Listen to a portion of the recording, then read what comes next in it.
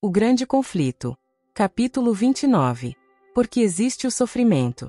Para muitos espíritos, a origem do pecado e a razão de sua existência são causa de grande perplexidade. Veem a obra do mal, com seus terríveis resultados de miséria e desolação, e põem em dúvida como tudo isso possa existir sob o reinado de um ser que é infinito em sabedoria, poder e amor. Eis um mistério, para o qual não encontram explicação. E, em sua incerteza e dúvida, tornam-se cegos para verdades plenamente reveladas na Palavra de Deus e essenciais à salvação.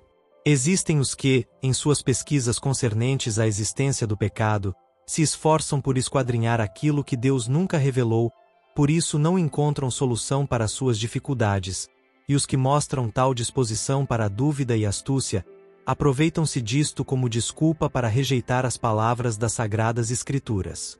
Outros, entretanto, deixam de ter uma compreensão satisfatória a respeito do grande problema do mal, devido a terem a tradição e a interpretação errônea obscurecido o ensino da Bíblia relativo ao caráter de Deus, à natureza de seu governo, e aos princípios que regem seu trato com o pecado. É impossível explicar a origem do pecado de maneira a dar a razão de sua existência. Todavia, bastante se pode compreender em relação à origem, bem como à disposição final do pecado, para que se faça amplamente manifesta a justiça e benevolência de Deus em todo o seu trato com o mal. Nada é mais claramente ensinado nas Escrituras do que o fato de não haver sido Deus de maneira alguma responsável pela manifestação do pecado, e de não ter havido qualquer retirada arbitrária da graça divina, nem deficiência no governo divino, para que dessem motivo ao irrompimento da rebelião. O pecado é um intruso, por cuja presença nenhuma razão se pode dar. É misterioso, inexplicável, desculpá-lo corresponde a defendê-lo. Se para ele se pudesse encontrar desculpa, ou mostrar-se causa para a sua existência, deixaria de ser pecado.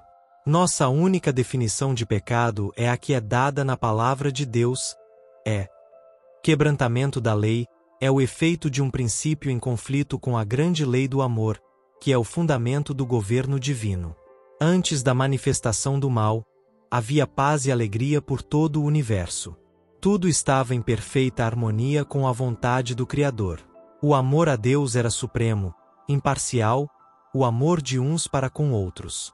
Cristo, o Verbo, o unigênito de Deus, era um com o eterno Pai, um na natureza, no caráter e no propósito, e o único ser em todo o universo que poderia entrar nos conselhos e propósitos de Deus. Por Cristo, o Pai efetuou a criação de todos os seres celestiais. Nele foram criadas todas as coisas que há nos céus, sejam tronos, sejam dominações, sejam principados, sejam potestades. Colossenses 1, verso 16. E tanto para com Cristo, como para com o Pai, todo o céu mantinha lealdade. Sendo a lei do amor o fundamento do governo de Deus, a felicidade de todos os seres criados dependia de sua perfeita harmonia com seus grandes princípios de justiça. Deus deseja de todas as suas criaturas serviço de amor, homenagem que brote de uma apreciação inteligente de seu caráter. Ele não tem prazer em uma submissão forçada, e a todos confere vontade livre, para que possam prestar-lhe serviço voluntário. Houve, porém, um ser que preferiu perverter esta liberdade. O pecado originou-se com aquele que, abaixo de Cristo, fora o mais honrado por Deus, e o mais elevado em poder e glória entre os habitantes do céu. Antes de sua queda, Lúcifer foi o primeiro dos querubins cobridores santo e incontaminado. Assim diz o Senhor Jeová: Tu és o aferidor da medida, cheio de sabedoria e perfeito em formosura. Estavas no Éden, jardim de Deus, toda pedra preciosa era tua cobertura. Tu eras querubim ungido para proteger, e te estabeleci, no monte santo de Deus estavas, no meio das pedras afogueadas andavas. Perfeito eras nos teus caminhos, desde o dia em que foste criado, até que se achou iniquidade em ti. Ezequiel 28, versos 12 a 15. Lúcifer poderia ter permanecido no favor de Deus, ser amado e honrado por toda a hoste angélica, exercendo suas nobres faculdades, a fim de abençoar outros e glorificar o seu Criador. Mas, Diz o profeta. Elevou-se o teu coração por causa da tua formosura, corrompeste a tua sabedoria por causa do teu resplendor. Ezequiel 28, verso 17. Pouco a pouco Lúcifer veio a condescender com o desejo de exaltação própria. Estimas o teu coração como se for o coração de Deus. E tu dizias: acima das estrelas de Deus exaltarei o meu trono, e no monte da congregação me assentarei. Subirei acima das mais altas nuvens, e serei semelhante ao Altíssimo. Ezequiel 28, verso 6, Isaías 14, versos 13 e 14. Em vez de procurar fazer com que Deus fosse supremo nas afeições e lealdade de suas criaturas, era o esforço de Lúcifer conquistar para si o seu serviço e homenagem. E, cobiçando a honra que o infinito Pai conferira a seu filho, este príncipe dos anjos aspirou ao poder cujo uso era prerrogativa de Cristo, unicamente. O céu todo se regozijava com refletir a glória do Criador e celebrar o seu louvor. E, enquanto Deus assim fora honrado, tudo era paz e alegria.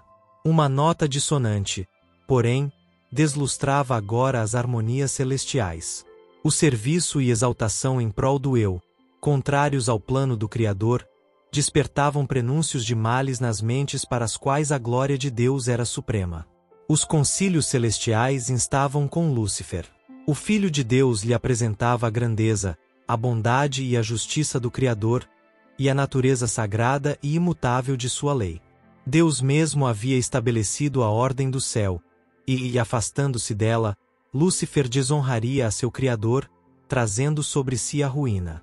Mas a advertência, feita com amor e misericórdia infinitos, unicamente suscitou espírito de resistência. Lúcifer permitiu que prevalecesse a inveja para com Cristo, e mais decidido se tornou. O orgulho de sua própria glória alimentava o desejo de supremacia. As elevadas honras conferidas a Lúcifer não eram apreciadas como um dom de Deus, e não despertavam gratidão para com o Criador. Ele se gloriava em seu resplendor e exaltação, e aspirava a ser igual a Deus. Era amado e reverenciado pela hoste celestial. Anjos deleitavam-se em executar suas ordens, e, mais que todos eles, estava revestido de sabedoria e glória. Todavia, o Filho de Deus era o reconhecido soberano do céu, igual ao Pai em poder e autoridade. Em todos os conselhos de Deus, Cristo tomava parte, enquanto a Lúcifer não era assim permitido entrar em conhecimento dos propósitos divinos. Por que, perguntava o poderoso anjo, deveria Cristo ter a supremacia? Por que é ele desta maneira mais honrado do que Lúcifer? Deixando seu lugar na presença imediata de Deus, saiu a difundir o espírito de descontentamento entre os anjos. Operando em misterioso segredo, e escondendo durante algum tempo seu intuito real sob o disfarce de reverência a Deus, esforçou-se por suscitar o desgosto em relação às leis que governavam os seres celestiais, insinuando que elas impunham uma restrição desnecessária. Visto serem de natureza santa, insistia em que os anjos obedecessem aos ditames de sua própria vontade. Procurou arregimentar as simpatias em seu favor, propalando que Deus o tratara injustamente ao conferir honra suprema a Cristo. Alegava que, anelando maior poder e honra, não pretendia a exaltação própria, mas procurava conseguir liberdade para todos os habitantes do céu, a fim de por este meio poderem alcançar condição mais elevada de existência. Deus, em sua grande misericórdia, suportou longamente a Satanás. Este não foi imediatamente degradado de sua posição elevada, quando a princípio condescendeu com o espírito de descontentamento, nem mesmo quando começou a apresentar suas falsas pretensões diante dos anjos fiéis. Muito tempo foi ele conservado no céu. Reiteradas vezes lhe foi oferecido o perdão, sob a condição de que se arrependesse e submetesse. Esforços que apenas o amor e a sabedoria infinitos poderiam conceber, foram feitos a fim de convencê-lo de seu erro. O espírito de dissabor nunca dantes fora conhecido no céu. O próprio Lúcifer não via a princípio para onde estava a encaminhar-se, não compreendia a verdadeira natureza de seus sentimentos. Mas, sendo-lhe demonstrado que seu descontentamento era sem causa, Convenceu-se Lúcifer de que estava em erro, de que as reivindicações divinas eram justas, e de que as deveria reconhecer como tais perante todo o céu. Houvesse ele feito isto, e poderia haver salvo a si mesmo e a muitos anjos. Por esse tempo não havia ainda renunciado completamente à sua fidelidade para com Deus. Posto que houvesse perdido a posição de querubim cobridor, teria sido reintegrado em seu mister, caso houvesse desejado voltar a Deus, reconhecendo a sabedoria do Criador, e estivesse satisfeito por preencher o lugar a ele designado no grande plano de Deus. Mas o orgulho o impediu de submeter-se. Persistentemente defendeu seu próprio caminho, sustentando que não havia necessidade de arrependimento, e entregou-se por completo ao grande conflito contra seu Criador. Todas as faculdades de sua mente superior foram então aplicadas à obra do engano, a fim de conseguir a simpatia dos anjos que tinham estado sob suas ordens. Mesmo o fato de que Cristo o advertira e aconselhara, foi pervertido de maneira a servir a seus desígnios traidores. Aqueles, cuja afetuosa confiança mais intimamente os ligava a ele, Satanás simulou haver sido julgado mal, que sua posição não fora respeitada, e que se queria cercear-lhe a liberdade. Da falsa interpretação das palavras de Cristo, passou à prevaricação e à falsidade direta, acusando o Filho de Deus de intentar humilhá-lo perante os habitantes do céu. Procurou também criar uma falsa situação entre ele próprio e os anjos fiéis. A todos quantos não pôde subverter e levar completamente para seu lado, acusou-os de indiferença aos interesses dos seres celestiais. A mesma obra que ele próprio estava a fazer, atribuiu-a aos que permaneciam fiéis a Deus. E com o fim de sustentar sua acusação de injustiça por parte de Deus para com ele, recorreu à falsa interpretação das palavras e atos do Criador. Era sua tática tornar perplexos os anjos pelos capciosos argumentos relativos aos propósitos divinos. Tudo que era simples ele envolvia em mistério, e mediante artificiosa perversão lançava à dúvida as mais compreensíveis declarações de Jeová. Seu elevado cargo, em tão íntimo contato com a administração divina, emprestava maior força às suas alegações, e muitos eram induzidos a unir-se-lhe em rebelião contra a autoridade do céu. Deus, em sua sabedoria, permitiu que Satanás levasse avante sua obra, até que o espírito de dissabor amadurecesse em ativa revolta. Era necessário que seus planos se desenvolvessem completamente, para que sua verdadeira natureza e tendência pudessem ser vistas por todos. Como querubim ungido, Lúcifer fora altamente exaltado, grandemente amado pelos seres celestiais, era forte sua influência sobre eles. O governo de Deus incluía não somente os habitantes do céu, mas de todos os mundos que ele havia criado, e Satanás pensou que se ele pôde levar consigo os anjos do céu à rebelião, poderia também levar os outros mundos. Ardilosamente apresentara o lado da questão que lhe dizia respeito, empregando sofismas e fraude a fim de atingir seus objetivos. Seu poder para enganar era muito grande, e disfarçando-se sob o manto da falsidade, obtivera vantagem. Mesmo os anjos fiéis não lhe podiam discernir perfeitamente o caráter, ou ver para onde levava a sua obra.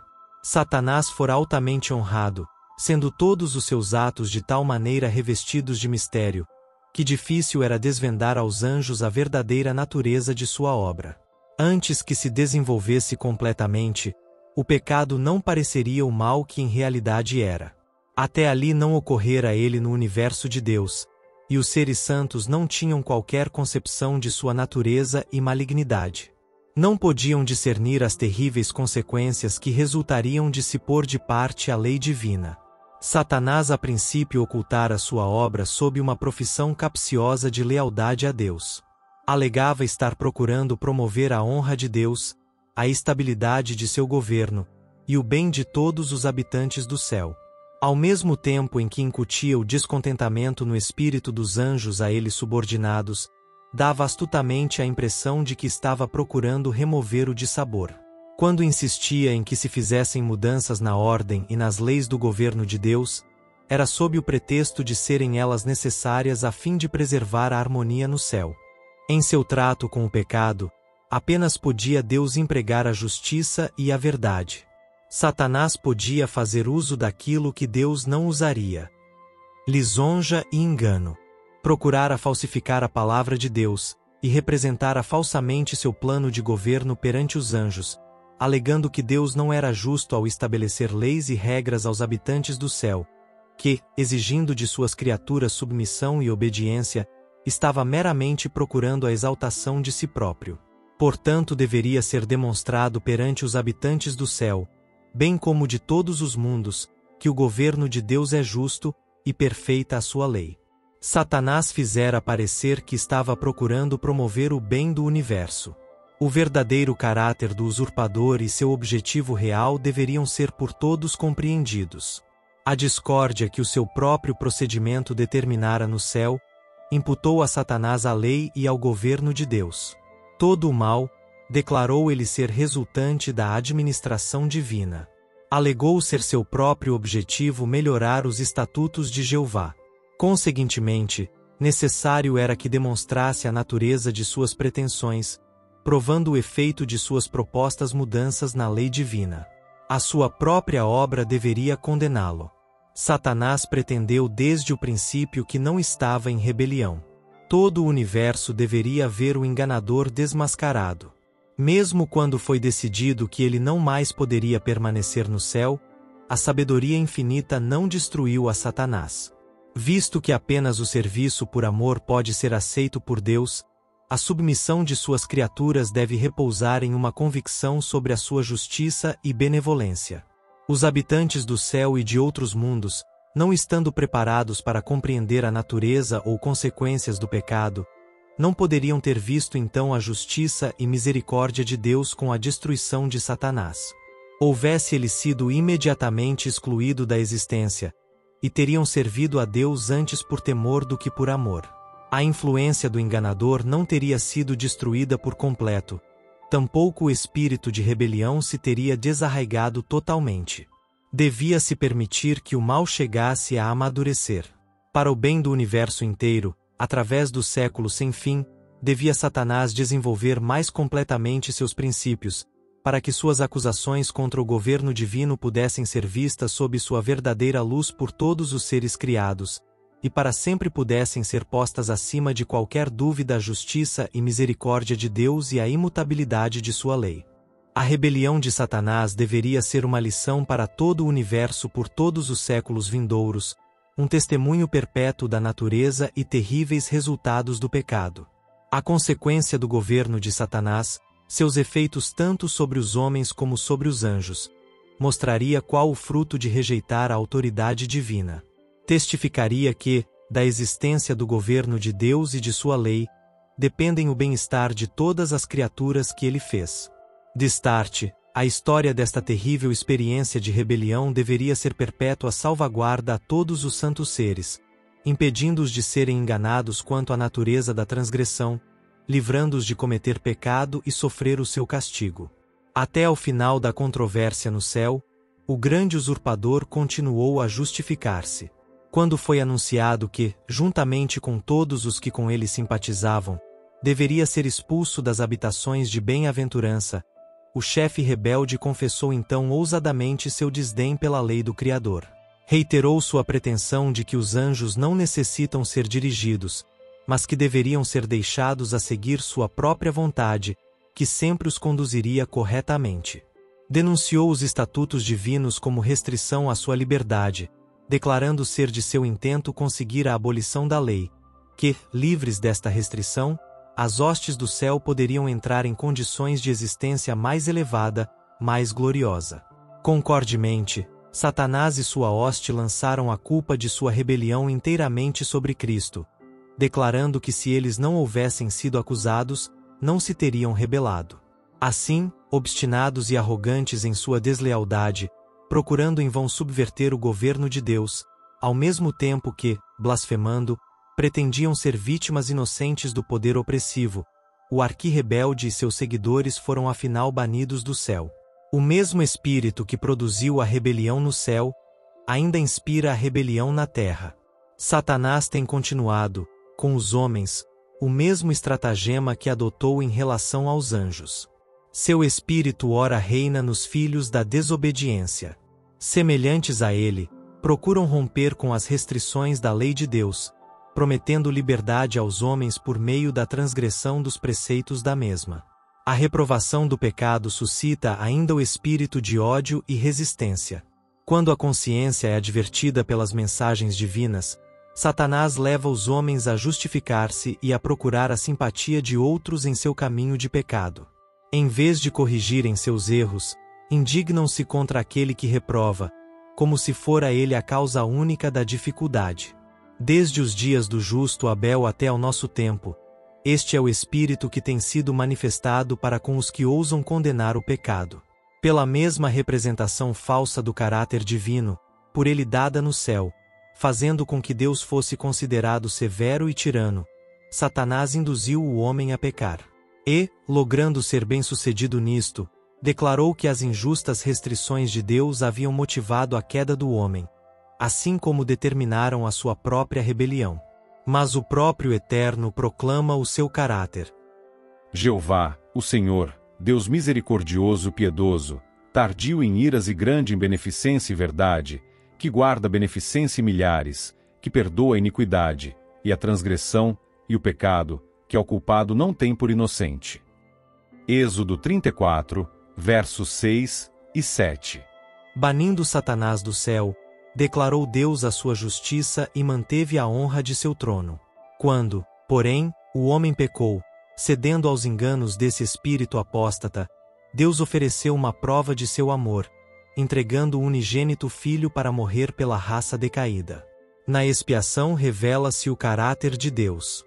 O poderoso argumento da cruz demonstra ao universo todo que o caminho do pecado, escolhido por Lúcifer, de maneira alguma era atribuível ao governo de Deus. Na luta entre Cristo e Satanás, durante o ministério terrestre do Salvador, foi desmascarado o caráter do grande enganador. Nada poderia tão eficazmente ter desarraigado de Satanás as afeições dos anjos celestiais e de todo o universo fiel, como fez a sua guerra cruel ao Redentor do mundo. A ousada blasfêmia de sua pretensão de que Cristo lhe rendesse homenagem, seu pretensioso atrevimento ao levá-lo ao cume da montanha e ao pináculo do templo, o mau intuito que se denuncia ao insistir com ele para que se lançasse da vertiginosa altura, a malignidade vigilante que o assaltava de um lugar a outro, inspirando o coração de sacerdotes e povo a rejeitarem seu amor, e o brado final: crucifica-o, crucifica-o. Tudo isto despertou o assombro e a indignação do universo. Foi Satanás que promoveu a rejeição de Cristo por parte do mundo. O príncipe do mal exerceu todo o seu poder e engano a fim de destruir Jesus, pois viu que a misericórdia e amor do Salvador, sua compaixão e terna brandura estavam representando ao mundo o caráter de Deus. Satanás contestava tudo a que o Filho do Homem visava, empregando os homens como seus agentes a fim de encher de sofrimento e tristeza a vida do Salvador. O sofisma e falsidade pelos quais procurara estorvar a obra de Jesus, o ódio manifesto por meio dos filhos da desobediência, suas cruéis acusações contra aquele cuja vida era de bondade sem precedentes, tudo proveio de um sentimento de vingança profundamente arraigado. Os fogos da inveja e maldade, ódio e vingança, que se achavam contidos, irromperam no Calvário contra o Filho de Deus, ao mesmo tempo que o céu todo contemplava a cena em silencioso horror. Ao ser consumado o grande sacrifício, Cristo ascendeu aos céus, recusando a adoração dos anjos antes que apresenta-se o pedido. Aqueles que me deste quero que, onde eu estiver, também eles estejam. João 17, verso 24. Então, com amor e poder inexprimíveis, veio a resposta do trono do Pai. E todos os anjos de Deus o adorem. Hebreus 1, verso 6. Mancha alguma repousava sobre Jesus. Terminara a sua humilhação, completara-se o seu sacrifício, fora-lhe dado um nome que é acima de todo nome. Apresentava-se agora sem escusa a culpa de Satanás. Ele revelara seu verdadeiro caráter como mentiroso e assassino. Viu-se que o mesmíssimo espírito com que governara os filhos dos homens, que estiveram sob seu poder, teria ele manifestado se lhe tivesse sido permitido dominar os habitantes do céu. Pretendera que a transgressão da lei de Deus traria liberdade e exaltação, viu-se, porém, que resultava em degradação e cativeiro. As mentirosas acusações de Satanás contra o caráter e governo divinos apareceram sob sua verdadeira luz. Acusou a Deus de procurar simplesmente a exaltação de si mesmo, exigindo submissão e obediência de suas criaturas, e declarou que, enquanto o Criador reclamava a abnegação de todos os outros, ele próprio não a praticava e não fazia sacrifício algum. Viu-se agora que para a salvação de uma raça caída e pecadora, o governador do universo fizera o máximo sacrifício que o amor poderia efetuar, pois Deus estava em Cristo, reconciliando consigo o mundo. 2 Coríntios 5 verso 19. Viu-se também que, enquanto Lúcifer abrira a porta para o pecado, pelo seu desejo de honras e supremacia, Cristo, a fim de destruir o pecado, se humilhara e se fizera obediente até a morte. Deus manifestara sua repulsa aos princípios da rebelião. O céu todo viu a sua justiça revelada, tanto na condenação de Satanás como na redenção do homem. Lúcifer declarara que se a lei de Deus fosse imutável, e seu castigo não pudesse ser abrandado, todos os transgressores deveriam ser para sempre privados do favor do Criador. Alegara que a raça pecadora se colocara para além da redenção, conseguintemente, era sua legítima presa. A morte de Cristo, porém, era um argumento em prol do homem, argumento que se não poderia refutar. A pena da lei recaiu sobre aquele que era igual a Deus, ficando livre o homem para aceitar a justiça de Cristo, e, por uma vida de arrependimento e humilhação, triunfar, como o Filho de Deus, sobre o poder de Satanás. Assim, Deus é justo, e justificador de todos os que creem em Jesus. Mas não foi meramente para efetuar a redenção do homem que Cristo veio à terra e aqui sofreu e morreu. Veio para engrandecer a lei e torná-la gloriosa. Não somente para que os habitantes deste mundo pudessem considerar a lei como esta deveria ser considerada, mas para demonstrar a todos os mundos do universo que a lei de Deus é imutável. Pudessem seus requisitos ser postos de lado, e o Filho de Deus não necessitaria então haver dado sua vida para expiar a transgressão da mesma. A morte de Cristo prova ser ela imutável, e o sacrifício a que o amor infinito induziu o Pai e o Filho, a fim de que os pecadores pudessem ser salvos, demonstra ao universo todo, e nada menos que este plano de expiação teria bastado para fazer que a justiça e a misericórdia são o fundamento da lei e do governo de Deus. Na execução final do juízo ver-se-á que nenhuma causa existe para o pecado. Quando o juiz de toda a terra perguntar a Satanás: por que te rebelaste contra mim, e me roubaste os súditos de meu reino? O originador do mal não poderá apresentar resposta alguma. Toda a boca se fechará e todas as hostes rebeldes estarão mudas. A cruz do Calvário, ao mesmo tempo em que declara ser imutável a lei, proclama ao universo que o salário do pecado é a morte. No brado agonizante do Salvador, está consumado, soou a sentença de morte de Satanás. Decidiu-se então o grande conflito que durante tanto tempo estivera em andamento e confirmou-se a extirpação do mal. O Filho de Deus transpôs os umbrais do túmulo, a fim de que pela morte aniquilasse o que tinha o império da morte, isto é, o diabo. Hebreus 2, verso 14. O desejo de exaltação própria por parte de Lúcifer levara-o a dizer: acima das estrelas de Deus exaltarei o meu trono, serei semelhante ao Altíssimo. Declara Deus: e te tornei em cinza sobre a terra, e nunca mais serás para sempre. Isaías 14, versos 13 e 14, Ezequiel 28, versos 18 e 19. Quando vier aquele dia ardendo como forno, todos os soberbos, e todos os que cometem impiedade, serão como palha, e o dia que está para vir, os abrasará, diz o Senhor dos Exércitos, de sorte que lhes não deixará nem raiz nem ramo. Malaquias 4, verso 1. O universo todo terá sido testemunha da natureza e resultados do pecado. E seu completo extermínio, que no princípio teria acarretado o temor dos anjos, desonrando a Deus, reivindicará agora o seu amor e estabelecerá a sua honra perante a totalidade dos seres que se deleitam em fazer a sua vontade, e em cujo coração está a lei divina. Jamais o mal se manifestará de novo. Diz a palavra de Deus. Não se levantará por 2 vezes a angústia. Naum 1, verso 9. A lei de Deus, que Satanás acusara de jugo de servidão, será honrada como a lei da liberdade. Uma criação experimentada e provada nunca mais se desviará da fidelidade para com aquele cujo caráter foi perante eles amplamente manifesto como expressão de amor insondável e infinita sabedoria.